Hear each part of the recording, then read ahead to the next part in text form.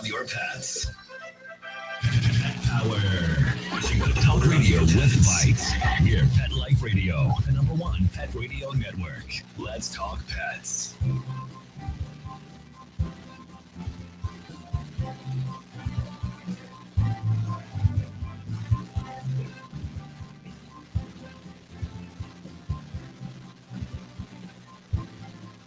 Okay.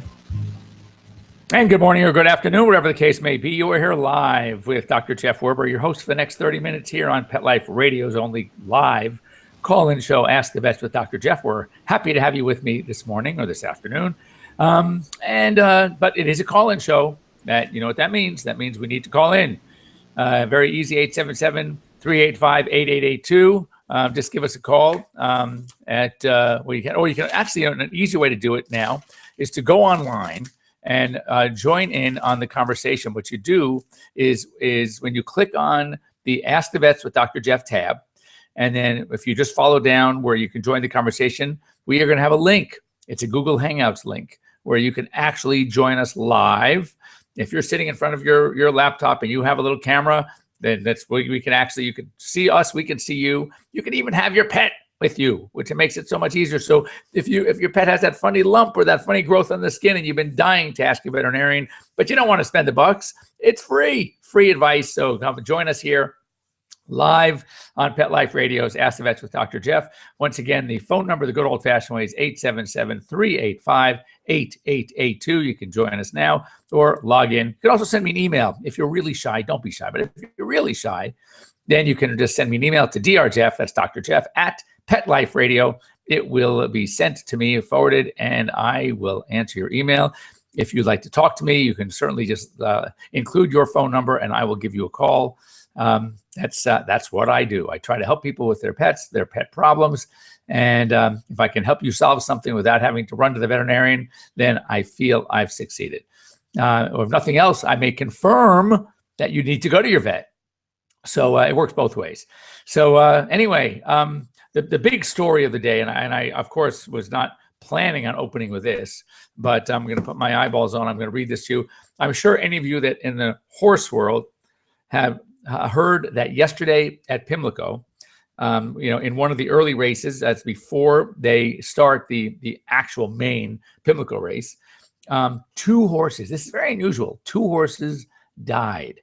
What's amazing, in the first race, a 9-year-old gelding, his name was Homeboy Chris. Homeboy Chris actually won the race. He was horse number 3. He edged out. It was like one of those photo finishes. And he goes into the winner's circle and he gets his picture taken with this jockey and the owners and et cetera, et cetera. And then heading back to his stall at the stables, he just drops and dies right there on the spot. That is really, really interesting. I mean, very sad, of course. And you start wondering just what could cause that. Of course, they think it was a cardiovascular collapse of some kind. They were going to take the horse over to the New Bolton Center at the University of Pennsylvania Veterinary School, a very, very well-known veterinary school, and they're going to do an autopsy. But, you have to start thinking. There are, first of all, as we know, the horse race industry is extremely regulated. I mean, almost these are probably the most regulated athletes of anyone, and they are always tested. And there are long lists of medications and drugs that are permissible based on different issues. But the question remains: are we over medicating these horses before a race, or what are we doing wrong, or could this be a fluke? So it's interesting. I do a lot of reporting for Fox.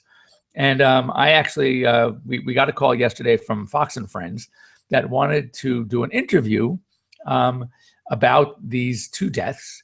And unfortunately, being here in California on the West Coast, that would put me in the studio at 3:15 a.m. Thank you very much. But there are other places I'd rather be at 3:15 in the morning. But I will tell you, and as I mentioned to them, I am, as any of you know, listening to me, I am, more the small animal veterinarian. I have not really worked with horses since one of my major jobs before veterinary school, where I worked with a major equine surgeon. I was literally his chief scrub nurse, going into every surgery. It was a phenomenal experience. And of course, in vet school, I did my equine rotations. But ever since I graduated about 32 years ago, I've been working small animals. So the first thing is I said, admittedly, I don't know as much. I'm not as comfortable speaking about horses as I am small animals, dogs and cats for sure. I said, but not only that, the horse racing industry is really, it is an industry by itself. I mean, just because even a regular equine veterinarian who doesn't work in that racing world may not know all the nuances of what's allowed, what's not allowed, what's expected, what's typical. And the clincher for me to say, you know what, why don't you find an equine vet, a real racehorse doc, to comment about these deaths? Because I heard that PETA was all over this. And then they were getting into obviously a major controversial thing going on with PETA. That's the People for Ethical Treatment of Animals. And you don't want to get in arguments. I mean, these are such touchy subjects. You just don't want to, get yourself involved unless you know it really, really well, something I don't. But what was so interesting, as I was kind of doing my homework, I read a statistic from the racing world that in 2015, there were 1.64 deaths per 1,000 races, not horses, races. So if you figure that, I mean, if you look at that as a percent, it's less than 0.02, because if you figure just divide that by 1,000 from 0.16, let's round up to 0.2. And then you get a tenth of that is 0.02, right? And then you will end up with 10 horses per race. So, I mean, the number is so minuscule. Then in reading all this stuff and reading the response and how badly PETA was all over this, their numbers were like, they're saying that according to New York Times article from 2012, 24 horses die each week at racetracks in the United States. So now again, I don't know how many races are being run, but that's a far cry from 1.6 deaths, or 2014 it was 1.89, still under 2 deaths per 1,000 races. Well, to get 24 per week, do the math. That's I don't think there are that many races. So clearly the numbers by whomever wants to prove their point are somewhat being manipulated. And the answer is, I don't have the answer. I would love to hear if anyone out there listening knows anything about the horse racing world to help us out here. But that just seems like a lot of deaths. If you're looking at 24 horses die each week at racetracks. Now, right there, just by that line alone, they die at racetracks. Well, does that mean that they died in a race? We have no idea. They could be treated for other ailments. Look, our dogs and cats get sick and die from cancer. So, and diseases and organ dysfunctions and organ failures. That same thing happens in horses. So if it happens to a racing horse, and the horse is at the track, which is many of them are kept in their stables and their nearby farms that have the nearby the racetracks. I mean, it doesn't necessarily mean that they died from a race, but the discrepancy between these two numbers is just too great. So I'm going to do some more homework. I'm going to try to find out some answers about this, because that intrigued me. At first, I thought, oh God, that's really not a bad number when you think about it. And then all of a sudden, PETA's coming up with this number of 24 per week. That certainly opens up some eyes about the industry. And of course, they made a statement that even though the medications that are being used are legal, that they are being over-medicated. They're being over-medicated to enhance their performance, to try to minimize the effects of racing. And unfortunately, in certain cases, these bad things can happen. In the other death, apparently, and again, the track itself was a little bit wet. and yet not so wet that the race was called. As a matter of fact, according to all the other jockeys, it was no different than they've, in tracks they've run almost anywhere else in the country. So, but it was a little wet.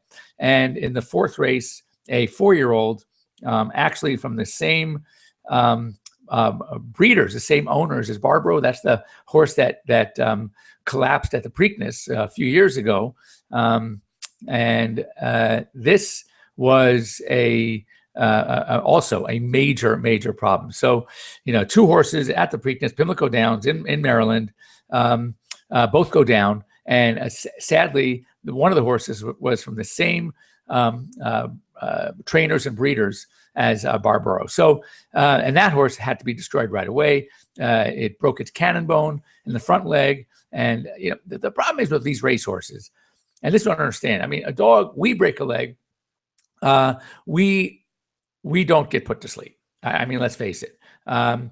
Certainly, if a fracture or a break is bad enough, the worst scenario, the worst of the worst, would be an amputation of sorts if it was from a terrible accident and it couldn't be salvaged. But horses, this is the hard part for a lot of people to understand. It is also a business. This horse is here for one purpose and one purpose only. And if it is not a breeder, then the pain involved and the rehab for these 1,200, 1,300 pound animals, is very difficult. Actually, in Barbaro, they actually did try to fix the leg. They did fix it, and yet he had to be put down about several months later, or maybe it was less than a year later, but close to a year later, because of laminitis. So, and that is a severely, terribly painful infection. I mean, a problem, inflammation in the foot. So they tried to fix it, and they could have used him as a breeding horse.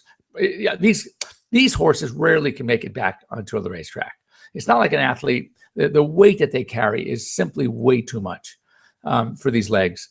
So yes, they can be repaired. They can be repaired to be pets. They can be ridden. They can't race anymore typically. Of course, depending on the injury, but I would say most. But again, it's one of those things where it's a huge issue. Not one that I wanted to get involved in. Not also because I just don't know enough about it. But if anyone out there is familiar with the racing world and wants to give us a call at 385-8882, 877-385-8882, we would love to hear from you and just get an insight from either perspective, either from one who is very much against racing or one who is aware and knows the nuances of the horse racing world. But it would be really great to hear some opinions. Anyway, it was a very sad day. But other than that, the Preakness was run. That's always the big race. But sad day at Pimlico Downs. Anyway, so here we are. The time flies by. We are at that halfway point. We must take a commercial break. I want to thank our sponsors in advance: Kong Veterinary Products, Elanco Lilly, ProSense Pet Products, Save This Life Microchip for helping us here with the show. And don't go away. We'll be right back. I'd love to hear from you. Once again, 877-385-8882. Don't be bashful. Give us a call. Don't go away.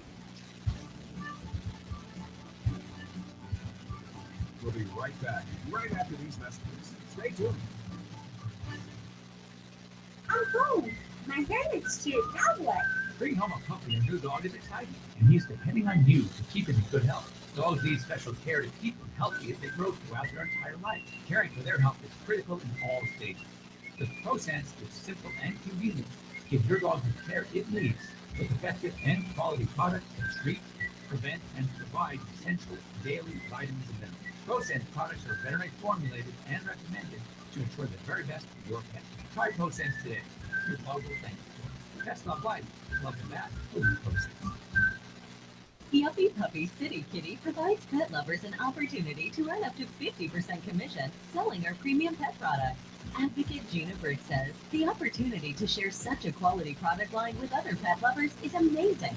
The support of the Yuppie Puppy City Kitty family while working the business is a true gift. Mention special code PETLIFE when you enroll today and receive 3 additional products free. Find us at www.ypckpets.com. That's ypckpets.com. It's hard to find time for your fur family. That's where Camp Bow Wow comes in. All-day play and overnight camp, daycare and boarding for dogs. Everything is included. Large play areas for fun and exercise. Spacious cabins, comfy cots, even live camper cams to watch from a computer or smartphone. Camp Bow Wow offers the best care and is the place to go where a dog can be a dog. For locations and for information, visit campbowwow.com. Begging to hear more of your favorite show? Full episodes of all our shows are available on demand. Go to PetLifeRadio.com to fetch our entire lineup of awesome pet podcasts. Also, dig us up in iHeartRadio Talk and iTunes. Let's Talk Pets. Live and on demand, only from Pet Life Radio. Let's Talk Pets. Let's Talk Pets On Pet Life Radio. Pet Life Radio. PetLifeRadio.com.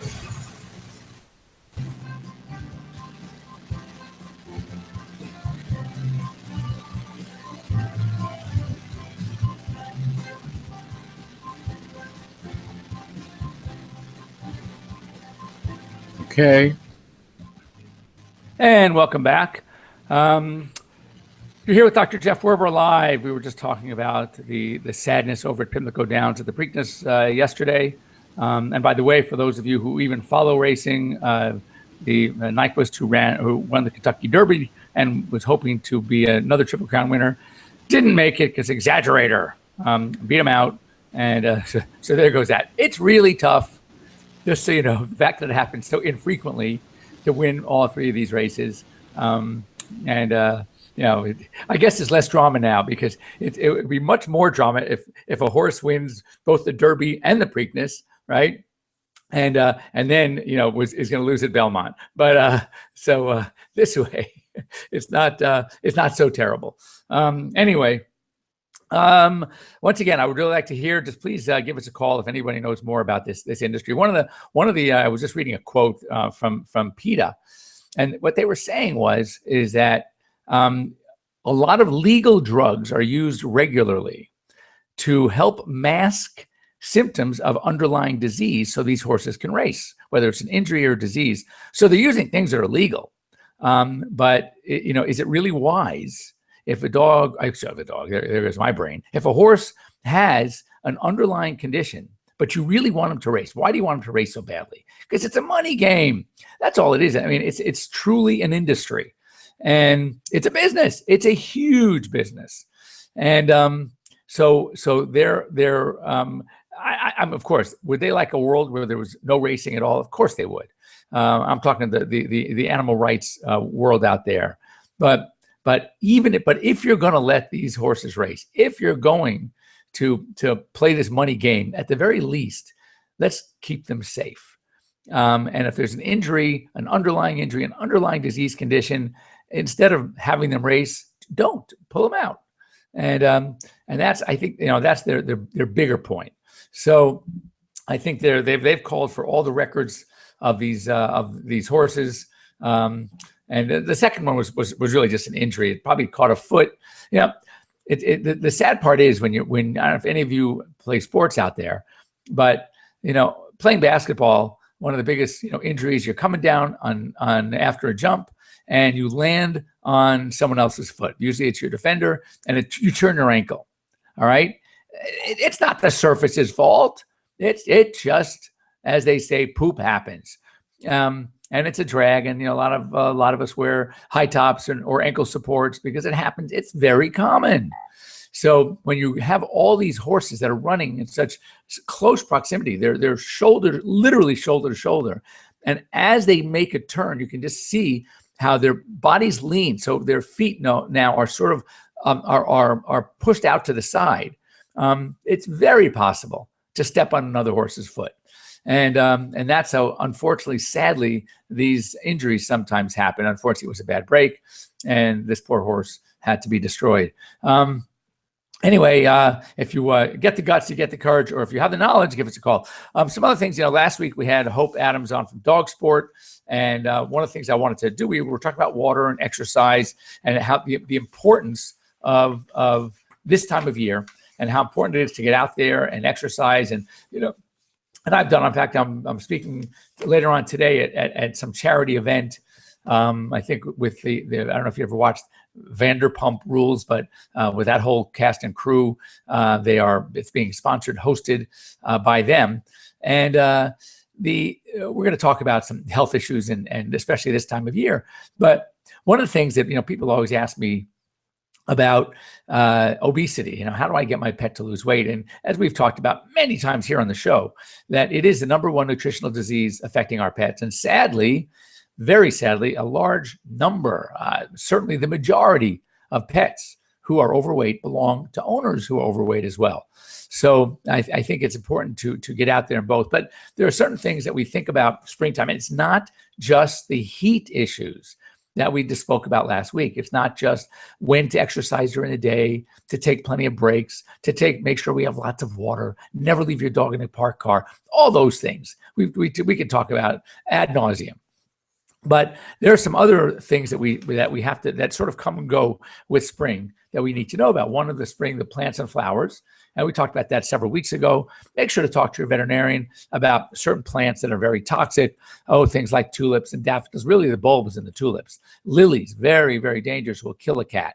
Crocus, sago palm. So there are Dieffenbachia. There are so many plants and flowers out there that are potentially very dangerous to our pets. So it's something that you really want to know, read up on. There's so much information out there on the web to find out what you should be doing, what you should be planting, how you should help keep your pets away from your plants. Some other things, though. Heartworm, of course, again, talked about a lot. There's so much talk now about mosquitoes. Why? Well, sadly, heartworm has been around for a long time, and it is a killer, and it is very serious. And in the South, in the Louisiana, Georgia, Texas. I mean, it's sometimes a year-round. It is a year-round problem. Florida, in the Northeast, when it gets hot and muggy during the summer. We're talking New York, New Jersey, Pennsylvania, all these, Ohio, Michigan, Massachusetts. All these states have terrible mosquito problems during the spring and summer, and yet people aren't talking all about mosquitoes until you hear about Zika virus. And guess what? Zika virus, there have really been no known reported cases here in the U.S. that have affected pets. Yes, there are some pockets where people may have been bitten and afflicted. It's a terrible problem for pregnant women, but yet that's where mosquitoes are now getting all the attention. For years, we weren't giving so much attention to mosquitoes, even though we've had heartworm disease for forever. So, and that does affect our pets. So with mosquitoes, at least we're learning a little bit more about the issue of mosquitoes. It's allowing us to talk about some of the mosquito-borne diseases that can affect our pets, such as heartworm, such as Eastern and Western equine encephalitis. I mean, that's a big what we know is that the West Nile virus, that's also mosquito-driven, mosquito-borne. The dengue virus and the chikungunya virus, these are all mosquito-transmitted diseases. So with the Zika, for example, and some of these other reasons, I guess why it's getting so much attention and why it is involving our pets is because our pets are they can be like a taxi. They are carrying a mosquito potentially into a house that has people. So people can be bitten by the mosquitoes, even though you were not their first choice. The first choice was the pet, but the pet then got the bite. So that mosquito maybe not have been carrying heartworm, but one of the other diseases that can affect us. So therefore, we really want to exercise mosquito control, mosquito nets, insect screens. You can get covered porches, outdoor porches that are covered in some really good insect screening. Sprays, things with DEET, D-E-E-T, all can help prevent mosquito bites and keep the mosquito population in check. So that's important. And also, just know that mosquitoes are often attracted to stagnant water. So if you have like a pond out there, you have your lilies in the pond, you might have some fish in the pond, but understand that you can also be attracting mosquitoes. So, and for those of us in the West, don't be too cocky now, because now we're learning about mosquitoes that have adapted to our drier climates. So it's not now we're seeing mosquitoes that in for example, here in Southern California, I actually do have my dogs on mosquito prevention. We have a fairly lush backyard, and I see mosquitoes in my yard. So now all my dogs are on heartworm prevention. Years ago, most people in LA don't have their pets on heartworm prevention because we don't really have that kind of population yet. But it's coming, and we know it. And now that we know there are mosquitoes that have adapted to a drier climate, it's just a matter of time, because when it comes to insects, we know that they always manage. Allergies, we again talked about the flowers, plants, grasses, trees. We see a lot of pollens. And if you have a pet whose allergies flare up this time of year, chances are it is some sort of atopy. Atopy is inhaled allergens. So see your veterinarian. There are some great tests available. If your pet's allergies are pretty much the same year round, then I'd be thinking of things like food, thinking of things like some environmental allergen, something that's around the house all the time. Wool, kapok, feathers, dust, house dust mites, cleaning agents around the house. We tested a dog. This is great. We tested a dog, got the results back, and it was allergic to 3 things. There were 2, maybe 4 or 5 actually, but there were some molds. There were 2 pollens, and you ready for this? Human epithelia. That means just like sometimes we, especially when it comes to cats, are allergic to cats, this dog was allergic to human skin. So, of course, they have to treat it. They're not getting rid of the dog. The dog, of course, wants to get rid of the people. No, I'm just kidding. But we are going to, they have to start treating and desensitizing to human epithelia. And also going out there, make sure that when you exercise, and again, we encourage exercise, make sure your pets have ample identification, at least an external ID, a collar with an ID tag. Of course, with the Save This Life microchip, you have one has the ability to Google that microchip number and get the owner. The owner picks up their phone, and the Google map pops up with the position, the location of that person who found their pet. So they can talk to each other. It's great. And also with products like Whistle, there are activity monitors, but also GPS trackers. And so you can actually have a little medallion that is worn on the collar that is a GPS. Now, just remember though, with any of these GPS products, there are going to be fees, annual fees, just like with any GPS. But it's a wonderful safety measure to make sure that you have your eyes on your pets at all times. It's also good to use the activity monitor part, because then you can see what your pets are doing during the day, especially if it's time during the day when they're supposed to be walked by that dog walker who you're paying.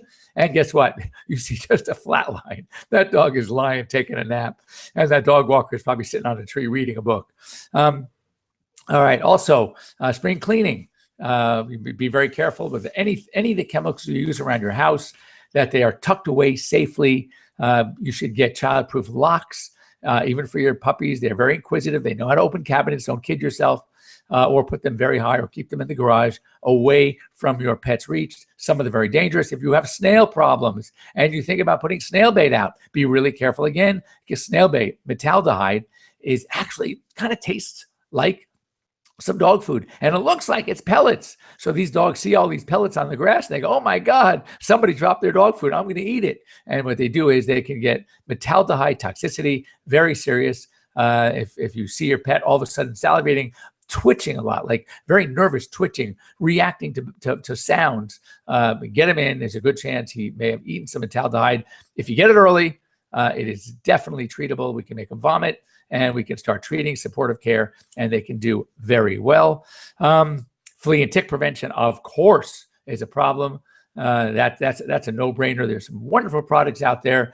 The Elanco products like Trifexis and Comfortis are great for fleas and heartworm. Trifexis does both, and also internal parasites. See your veterinarian. There are some newer products out there as well that are oral products that are safe, that are effective against ticks as well. So you got your work cut out for you. I want you to be out there. Enjoy this time of year. It's a great time of year. And once again, if there's any equine horse people out there listening and you want to get a hold of me, I'd love to talk to you about some of the nuances about the racing industry. How real are these numbers, whether it's the 1.61 per thousand races, or the PETA's number 24 a week, or what do they say, 3 horses a day across the country are dying on racetracks. That seems to be a lot. All right. Anyway, thanks for joining me here on Pet Life Radio's Ask the Vets with Dr. Jeff. I'm your host, Dr. Jeff Werber. Once again, thanks to our sponsors, ProSense Pet Products, Kong Veterinary Products, Save This Life Microchip, Elanco Lilly, makers of Comfortis and Trifexis. Have a wonderful week, everybody, and we'll see you here next week.